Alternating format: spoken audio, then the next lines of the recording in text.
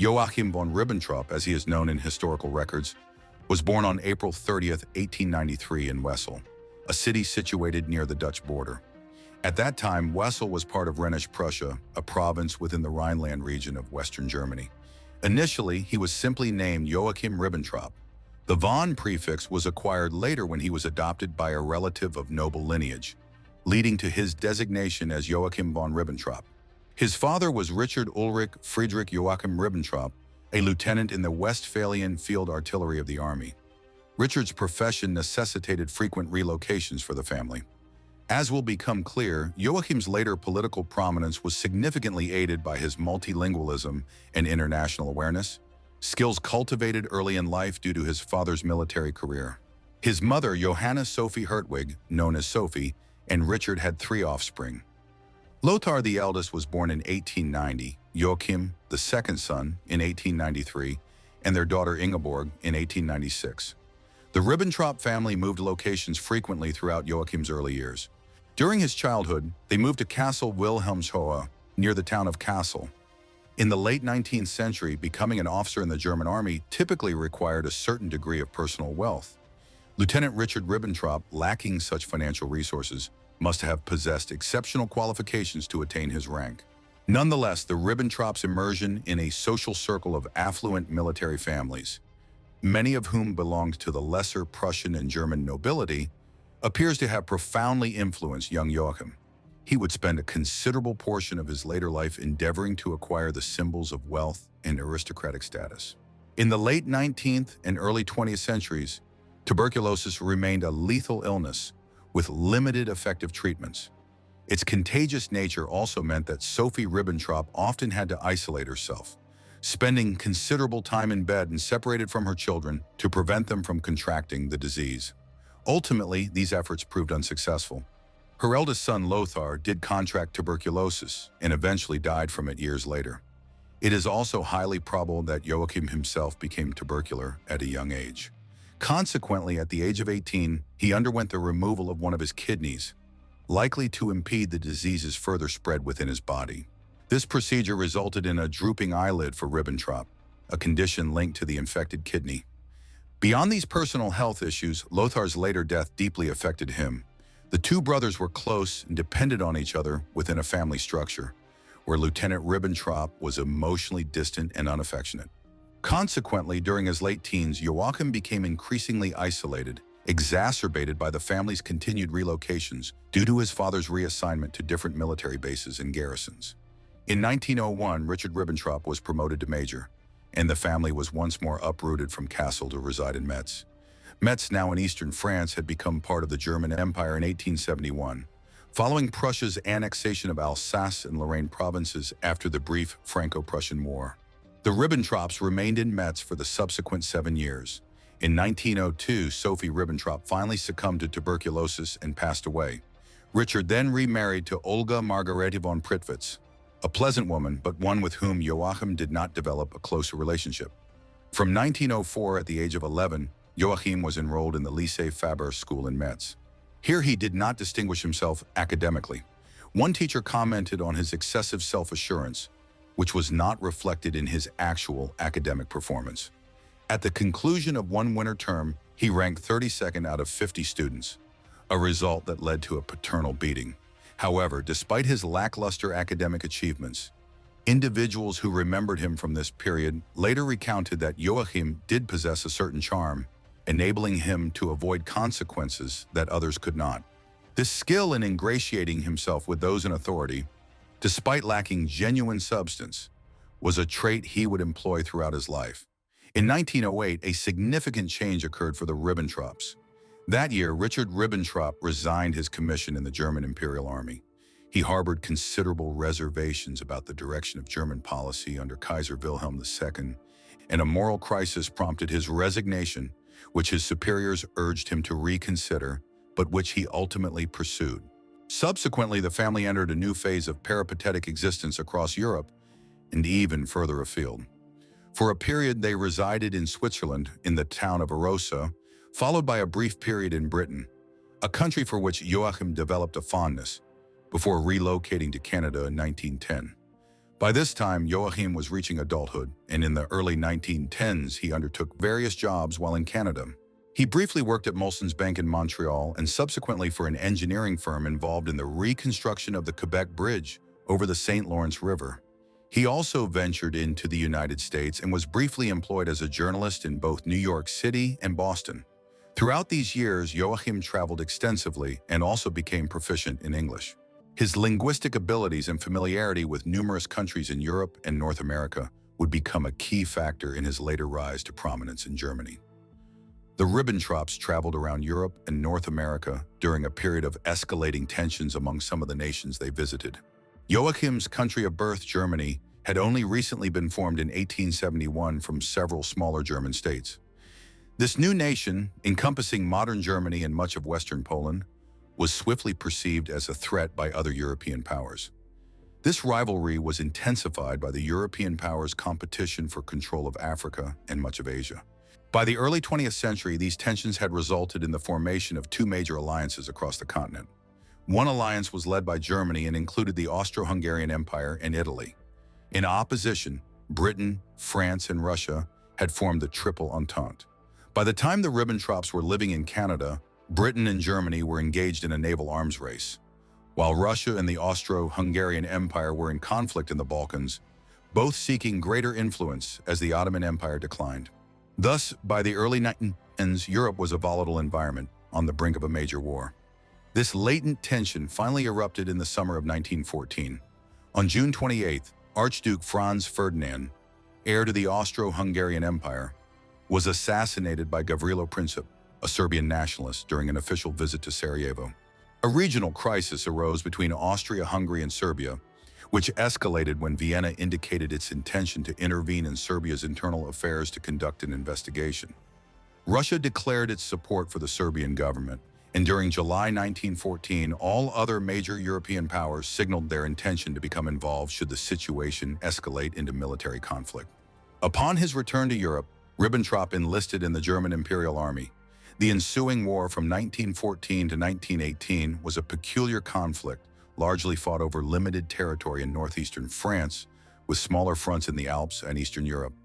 In his memoirs, written much later, Ribbentrop described his wartime service as follows. 4 weeks after enlisting, the initial deployments moved to the front line, but I was not deemed ready for inclusion. I believed the war would conclude before my training was complete, but in reality I served with this regiment until early 1918, primarily on the Eastern and then the Western Front, except for periods when I was wounded or seriously ill. During my last wounding, in the summer of 1917, I was awarded the Iron Cross, First Class. Another noteworthy aspect of his wartime service was that, towards its conclusion, Ribbentrop befriended a staff officer named Franz von Papen, an association that would have significant repercussions in later years. However, for the moment, in 1917, the United States entered the war on the side of Britain and France.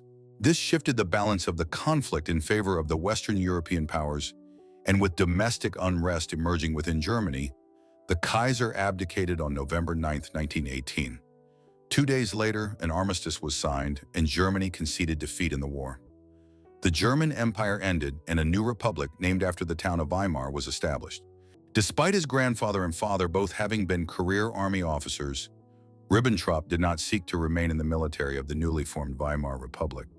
Instead, he embarked on a social ascent based on his relationship with Anna Elisabeth Henkel, whom he initially met in 1919, shortly after his military discharge.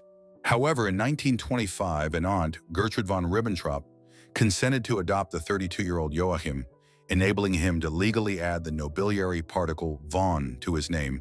Thus, Joachim Ribbentrop, the son of a middle-class officer who had faced financial difficulties after resigning from the army in 1908, had, within a few years of the war's end, transformed into Joachim von Ribbentrop, a pseudo-aristocrat and affluent member of a prominent family of German wine merchants. Subsequently, he settled into this upper-middle-class lifestyle in the 1920s, residing in Berlin and traveling throughout Europe selling the Henkel family's wine. He and Anna also started a family, eventually having 5 children. While Ribbentrop was engaged in wine sales across Europe, political upheaval was engulfing his homeland. In the aftermath of the war, widespread discontent prevailed in Germany. Hundreds of thousands of German veterans found it outrageous that Germany had accepted the humiliating terms of the Treaty of Versailles, particularly its stipulations demanding German disarmament and prohibiting any military presence in the Rhineland. Furthermore, many Germans who had been career soldiers before the war found themselves unemployed due to the reduced size of the German armed forces. Many of these individuals began to gravitate towards radical political parties in the post-war era. One of these, the Nationalist Socialist German Workers' Party, gained considerable traction in Bavaria and, under its new leader, an Austrian named Adolf Hitler, even attempted a coup in Munich in November 1923. Although quickly suppressed, the Nazis, as they were commonly known, would remain a significant presence in German politics.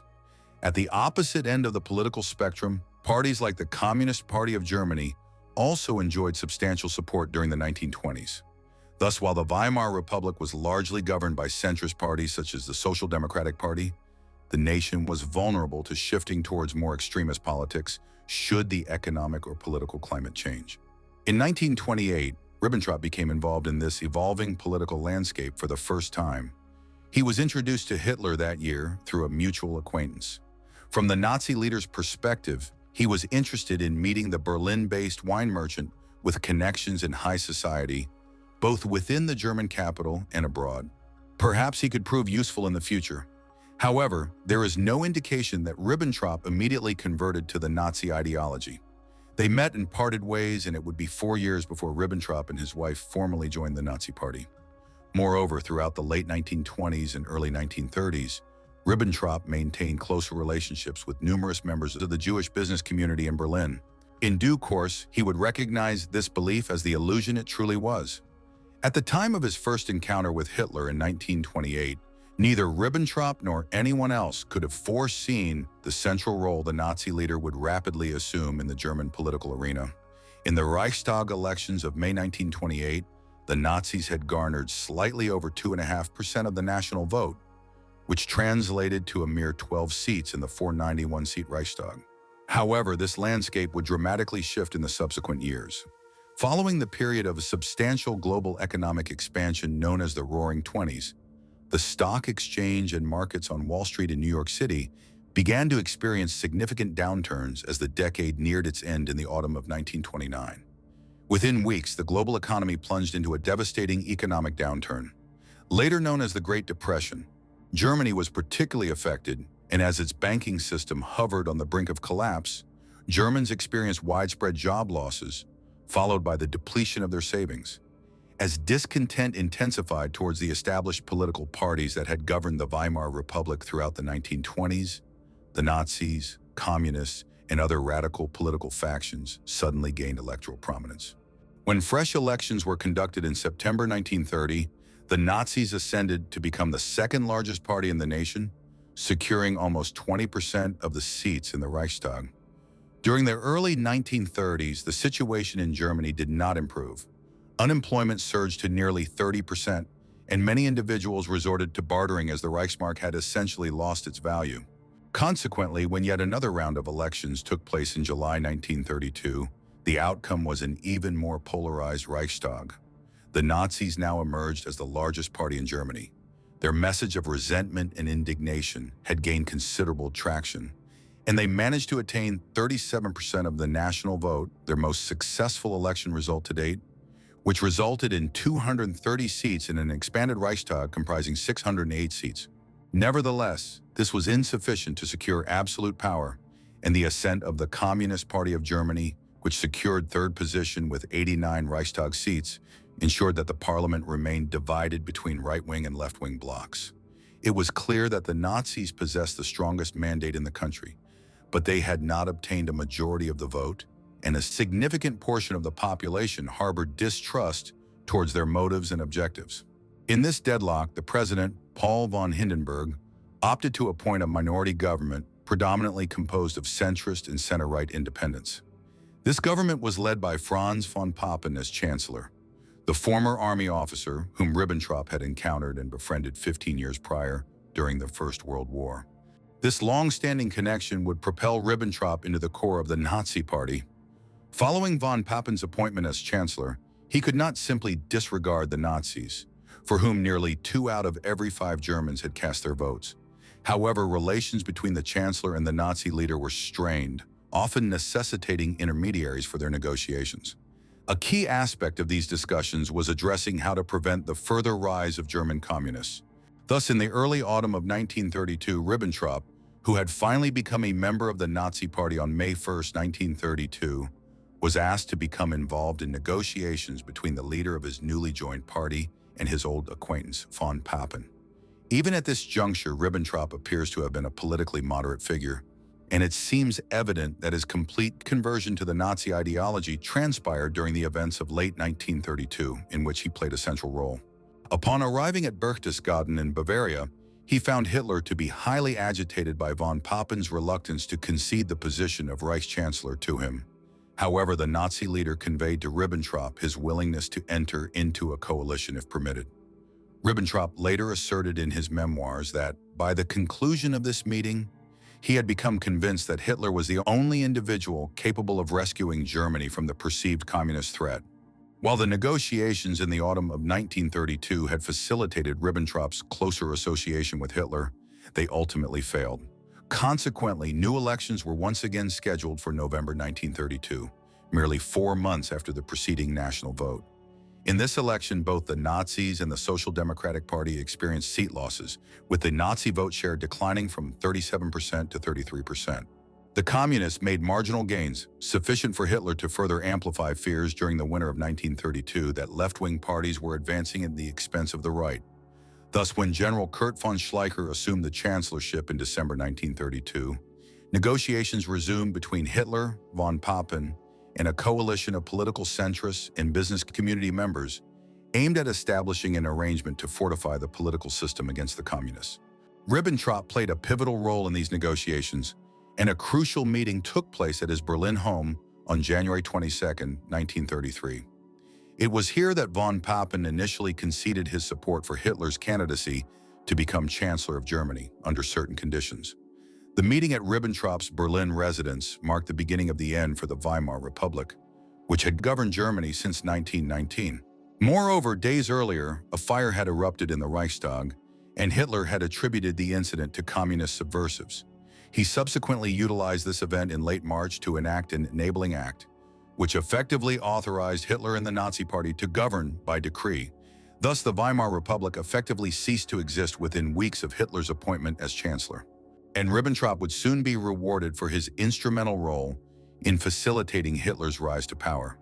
He became a close confidant of the Chancellor, enjoying Hitler's favor due to his consistent agreement with Hitler's ideas and the Nazi leader's belief that Ribbentrop's youthful travels made him exceptionally qualified to offer insights on foreign policy matters. The Nazis were committed to reversing this situation immediately upon entering government, and in 1934, Ribbentrop was designated by Hitler as a special commissioner to address the disarmament issue. By the autumn of 1934, he was directing his own bureau, known as Dienststelle Ribbentrop, or the Ribbentrop Bureau, operating parallel to the German Foreign Office, which was overseen by Foreign Minister Konstantin von Neurath, a veteran foreign minister appointed in 1932 prior to Hitler's ascension to power.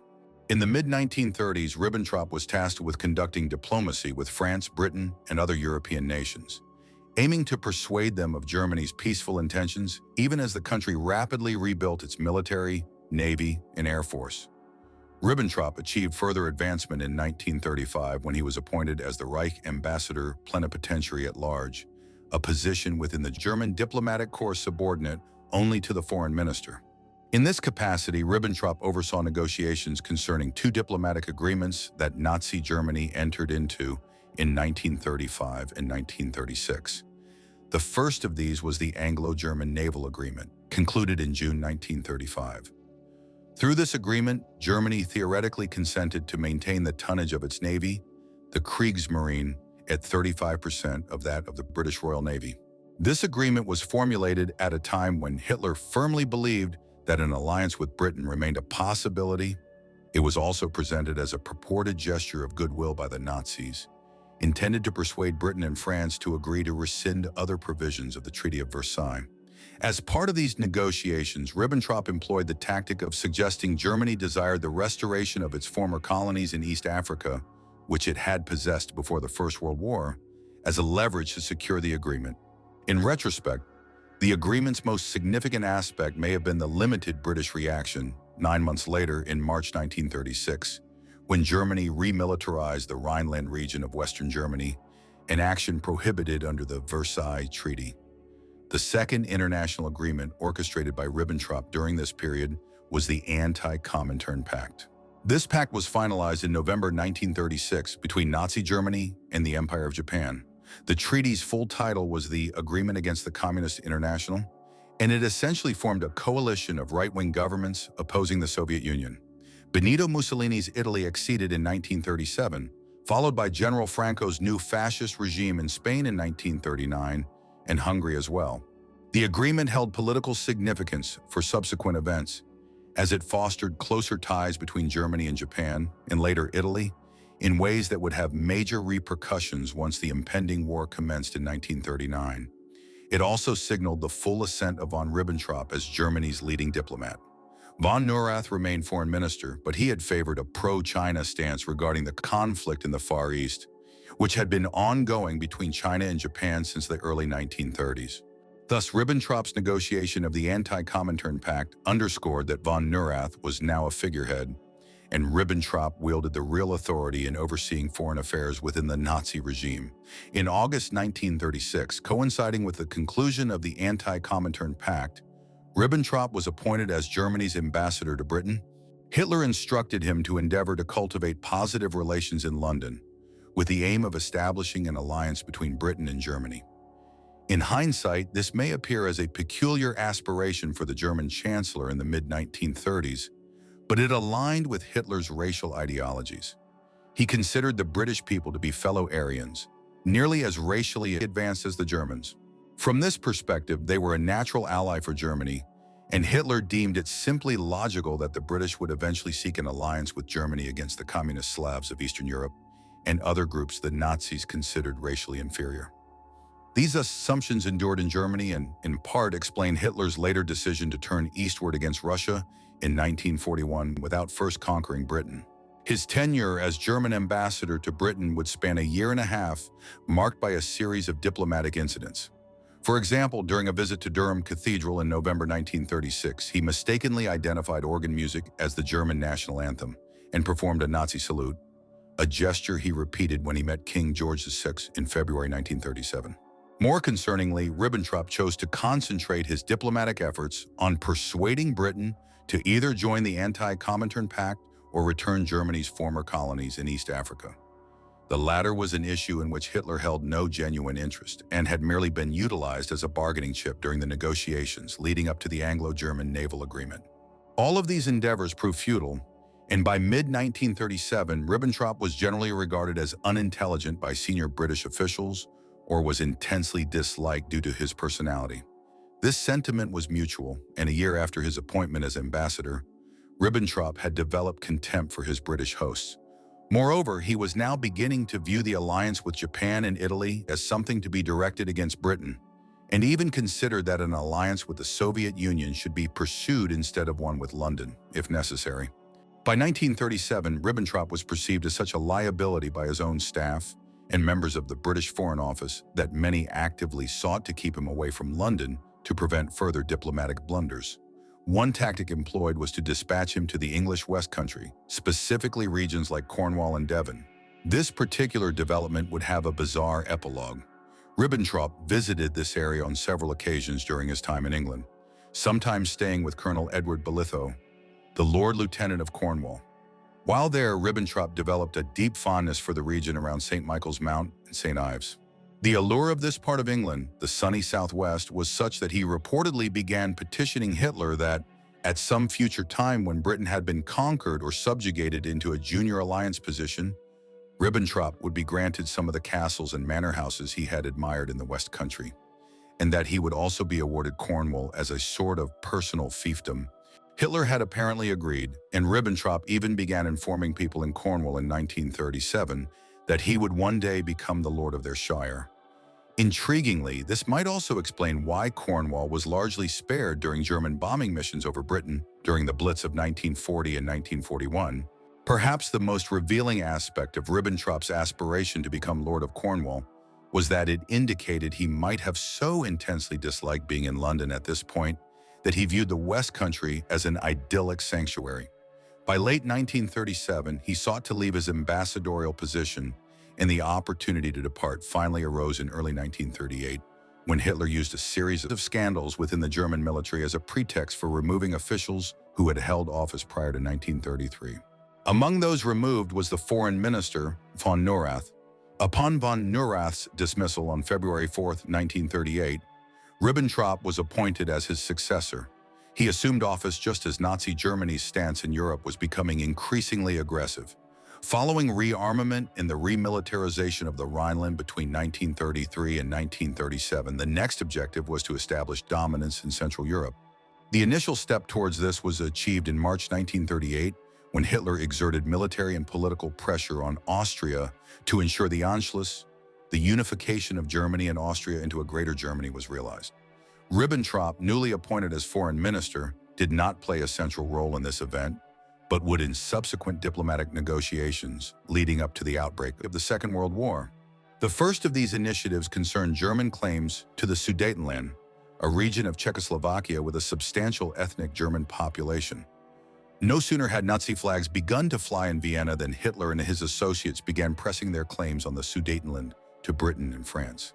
As diplomatic tensions over the region escalated in the summer and early autumn of 1938, a diplomatic conference was convened in Munich in September 1938. Germany's foreign ministry endeavored to limit Ribbentrop's involvement at this time, deeming him too inclined towards war with Britain, a country he had grown to despise during his ambassadorial tenure there. Consequently, Ribbentrop played a limited role in the Munich conference, which resulted in Britain and France acceding to Hitler's demands for the Sudetenland on the condition that he would not seek further territorial gains in Europe. However, Ribbentrop became directly involved afterward when Hitler and the foreign ministry swiftly disregarded the agreement and used a combination of military threats and diplomatic pressure to annex the remainder of Czechoslovakia in March 1939. Ribbentrop was approaching the zenith of his influence at this time, as Hitler had finally recognized that an alliance with Britain was unattainable, and war with them, which Ribbentrop eagerly anticipated, was inevitable if Germany was to continue expanding. Ribbentrop stated that refusal would result in the bombing of Kaunas, Lithuania's second-largest city, to the ground. Thus, with a single phone call, Ribbentrop acquired this territory for the expanding Third Reich. However, in other instances, his blunt approach proved far less effective, notably concerning Turkey. Germany sought an agreement with the Turkish regime in 1939 to secure an ally in the Eastern Mediterranean for the impending war. But Ribbentrop's heavy-handed tactics drove the Turkish government to conclude a deal with Britain and effectively remain neutral in the Second World War, which would soon commence. Nevertheless, his failure in this instance was mitigated by the finalization of the Pact of Steel in May 1939, further solidifying the political and military alliance between Germany and Italy. Ribbentrop's most significant political and diplomatic achievement came a few months later. Ever since his disastrous tenure as German ambassador to Britain, Ribbentrop had been convinced that the British were Germany's primary adversary and that an alliance should be sought with the reviled Bolshevik government of the Soviet Union, if necessary, to counter London. Now, throughout 1939, he had engaged in discussions with his counterpart in Moscow, the Soviet foreign minister, Vyacheslav Molotov, to this end. Despite ideological enmity between fascist Germany and communist Russia, a pact offered considerable advantages to both sides. For Germany, it would neutralize the threat of war with Russia for a period, allowing Hitler to concentrate on defeating Britain and France in Western Europe once war commenced, as it almost certainly would once Germany moved against Poland. Similarly, Russia's experiences in unofficial conflicts with Japan since the mid-1930s around Mongolia and Manchuria in the Far East had demonstrated to Soviet leader Joseph Stalin the Soviet Union's unpreparedness for a major war. Furthermore, an agreement would allow both nations to effectively partition Poland, with Russia also gaining influence in Finland and Germany and other regions. The precise details of the negotiations remain somewhat obscure, as they were necessarily conducted in secrecy initially, but by early summer 1939, they were well advanced. It was evident that the negotiations proceeded with the understanding that Germany would soon be at war with Poland. In fact, the agreement between Berlin and Moscow was formally concluded less than 2 weeks before Germany invaded Poland, indicating Hitler had been awaiting the agreement's completion before acting against Germany's eastern neighbor. Thus, the Molotov-Ribbentrop Pact, named after the foreign ministers who negotiated it, was concluded on August 23, 1939. Its publicly stated primary terms were a guarantee of peace between Germany and the Soviet Union, but equally significant was a secret protocol kept private between the two nations. This secret protocol involved partitioning the countries between Germany and Russia between the two powers once war commenced. Poland would be divided, with Germany taking its western half and the Soviets the east. Germany would also control Lithuania, while Estonia and Latvia would fall to the Soviets. Another clause permitted the Soviets to invade and occupy Finland, with the understanding that Germany would soon be occupying territories in Western Europe. The Molotov-Ribbentrop Pact sent shockwaves through the international community. Fascism and communism were, after all, ideological opposites, and much of Nazi rhetoric over the years had centered on the impending clash with the Bolsheviks of Russia. Britain and France were particularly surprised as their war preparations against Germany had assumed that a German invasion of Poland would confront Hitler with the challenge of a Soviet Union on his eastern border. This risk was now mitigated, significantly weakening the positions of Britain and France. All of this occurred against the backdrop of continued German demands on Polish territory, intended solely to provoke war. In response, Britain hastily assembled a defense pact with Poland, announced on August 25th, 2 days after the Molotov-Ribbentrop Pact's announcement. However, this did nothing to deter Hitler. On September 1st, following a false flag operation designed to provide a superficial justification, Germany invaded Poland.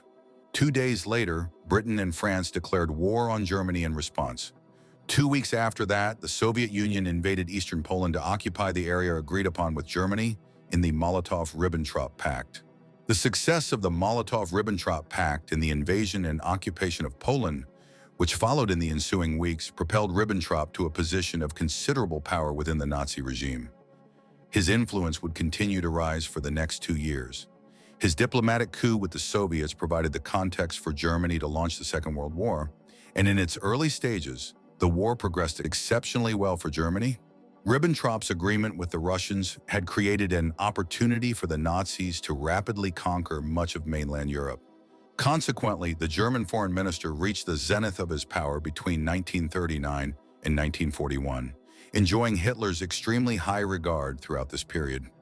The early 1940s saw Ribbentrop primarily managing affairs with Germany's wartime allies. With the conflict fully engaged, negotiations with countries like Britain and France were no longer relevant. A more pressing matter was persuading Italy to honor the Pact of Steel and join the war, which it eventually did in June 1940. Once Italy joined, Ribbentrop became involved in efforts to diplomatically pressure various Balkan nations into submission. However, this attempt failed, leading to a joint German and Italian invasion of the region.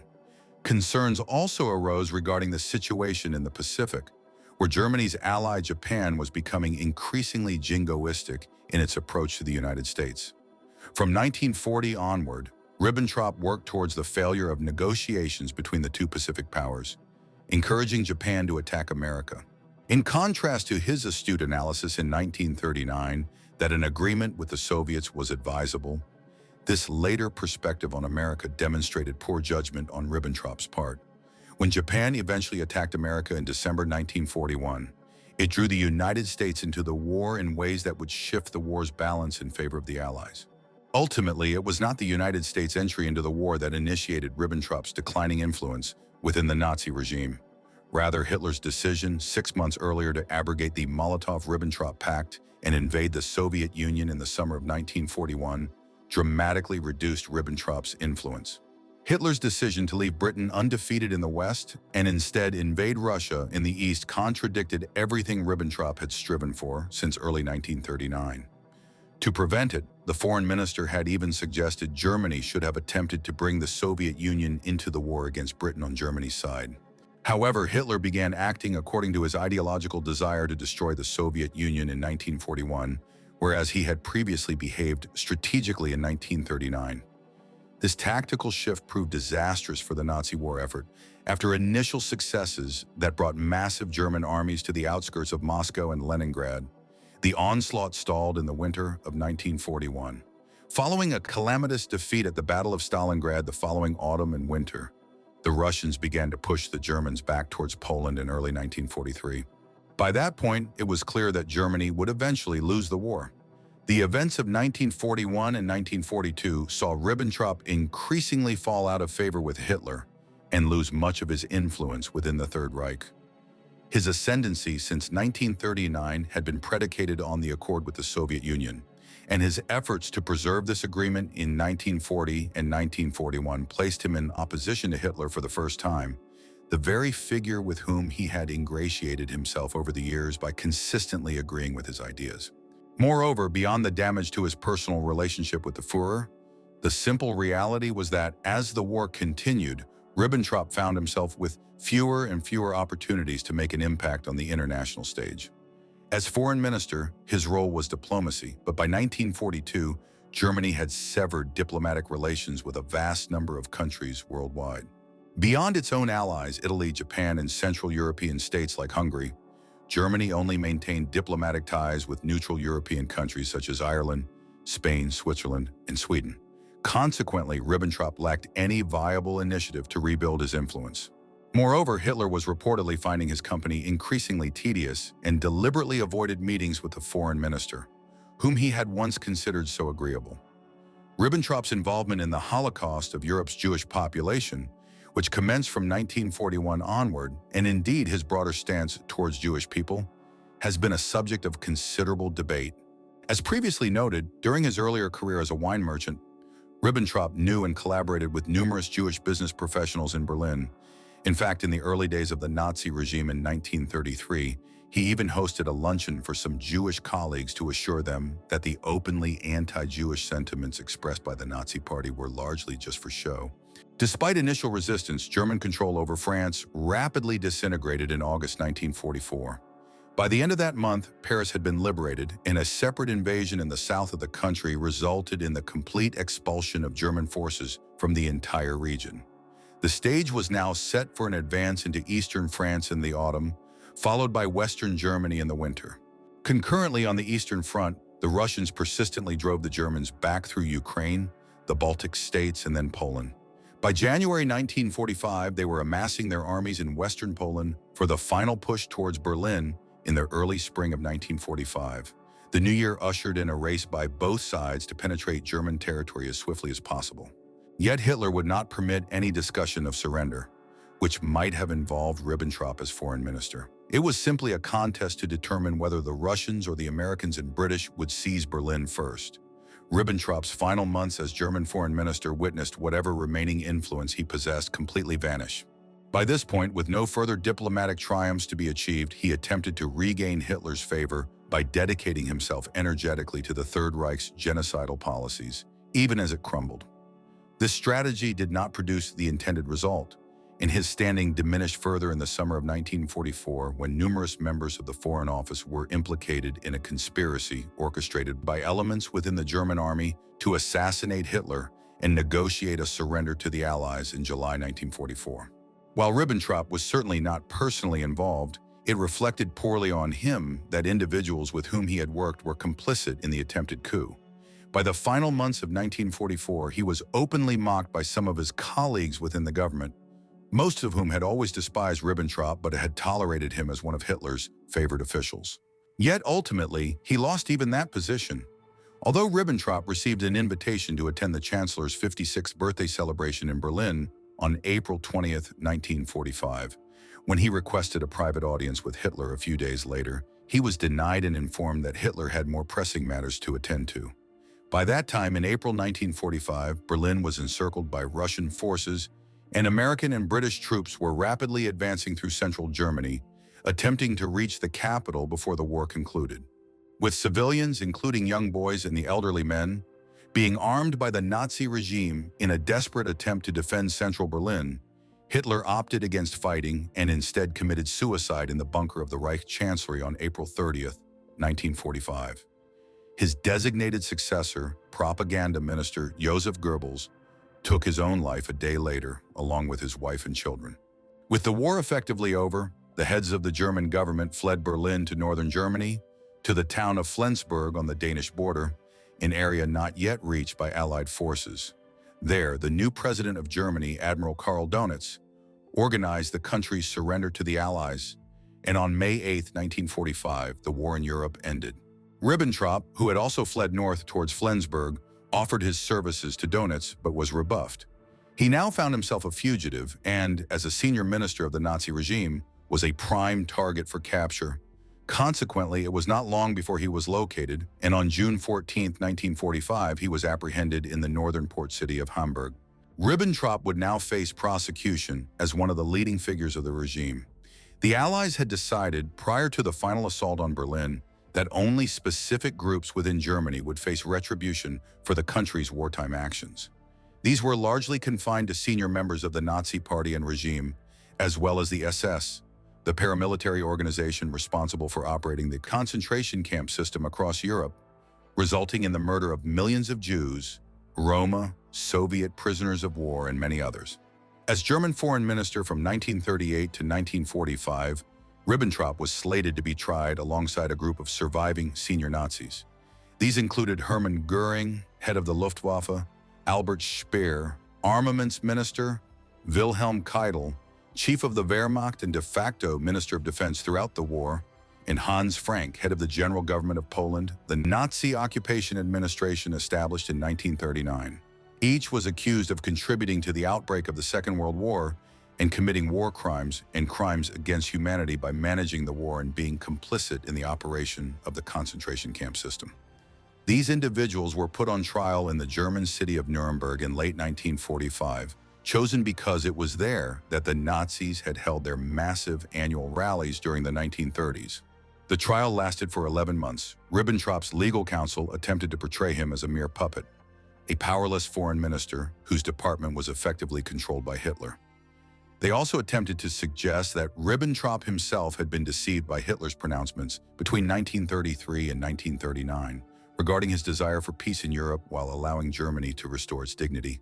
Thus, when the verdicts were finally delivered at Nuremberg in October 1946, Ribbentrop was found guilty on all 4 counts: crimes against peace, planning a war of aggression, war crimes, and crimes against humanity.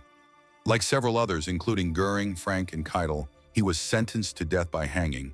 The sentences for those condemned to death at the initial Nuremberg trial were scheduled to be carried out in a series of executions on October 16, 1946, just days after the trial concluded. The hangings were to be conducted at the gymnasium of Nuremberg prison using the standard long drop method. Many who had been tried alongside Ribbentrop, such as Speer and Ribbentrop's predecessor as foreign minister, Konstantin von Neurath, received prison sentences and avoided execution. Ribbentrop was among a group of 11, including Frank, Ernst Kaltenbrunner, the highest-ranking surviving member of the SS, and Wilhelm Keitel, slated for hanging that day. However, the number was reduced to 10 when Hermann Göring, the most senior surviving member of the Nazi regime, committed suicide by ingesting a potassium cyanide capsule on the night of the 15th. As a result, Ribbentrop was the first of the group of 10 to be executed in a final, incongruous act that bore no relation to his personal conduct over the preceding 12 years. His last words called for the reunification of Germany and declared, "I wish peace to the world." Afterward, Ribbentrop's body, along with those of the other 9 and Göring, were taken to the crematorium at Ostfriedhof in Munich and cremated. Their ashes were then scattered in the river Isar in southern Bavaria to prevent any graves or monuments from becoming Nazi shrines. Joachim von Ribbentrop was one of the most anomalous senior figures in the Nazi regime. His background differed from individuals like Hitler and Joseph Goebbels, who had experienced professional and personal failures in their youth, leading to resentment towards society. Instead, Ribbentrop was a latecomer to Nazism, only embracing the party in 1932 on the cusp of its rise to power. Prior to this, he had been merely a dilettante with aristocratic aspirations, albeit one whose entry into high society was achieved almost entirely through family and marital connections rather than personal achievement or talent. Furthermore, he exhibited no pronounced ideological leanings after 1933. Instead, his senior position within the party was acquired almost entirely through his personal relationship with Hitler. As a sycophant and a yes-man, Hitler enjoyed Ribbentrop's company because he consistently agreed with nearly all of his proposals. This relationship enabled Ribbentrop to ascend rapidly within the Nazi hierarchy, initially appointed ambassador to Britain and subsequently succeeding as foreign minister in early 1938. What is most remarkable about Ribbentrop is that, upon becoming foreign minister, he managed to achieve several notable successes in his initial years in that role. Despite his general lack of competence and disagreeable character, he could, for instance, claim some credit for Germany's virtual conquest of Central Europe during 1938 and early 1939, largely through diplomatic agreements such as the Munich Agreement with Britain in the autumn of 1938. However, his greatest triumph was undoubtedly negotiating the Molotov-Ribbentrop Pact with his Russian counterpart. This provided the foundation for Germany's conquest of much of Europe in the ensuing 12 months. Had Hitler not opted to abandon the agreement in 1941 and invade Russia, Germany might have emerged from the war largely victorious. Instead, he did invade Russia, and this decision, coupled with the United States' entry into the war in December 1941, sealed Germany's military defeat. As diplomatic negotiations became pointless and Hitler's opinion of Ribbentrop precipitously declined, the foreign minister became a marginal figure in the Nazi regime. Despite all of this, there is no question of Ribbentrop's complicity in the crimes of the Nazi regime, both in instigating the war and committing numerous atrocities. It is also evident that he was fully aware of the atrocities occurring at death camps across Europe and facilitated the Holocaust. Ultimately, it was entirely appropriate that, despite his lukewarm ideological commitment to Nazism, he was among the first leaders of the regime to be prosecuted and found guilty at Nuremberg. What are your thoughts on Joachim von Ribbentrop? Was he a person who caused great harm by fomenting much of the Second World War? Or was he simply a sycophant of Hitler's who rose to a position of significant power as a consequence? Please share your views in the comments section. And in the meantime, thank you very much for watching.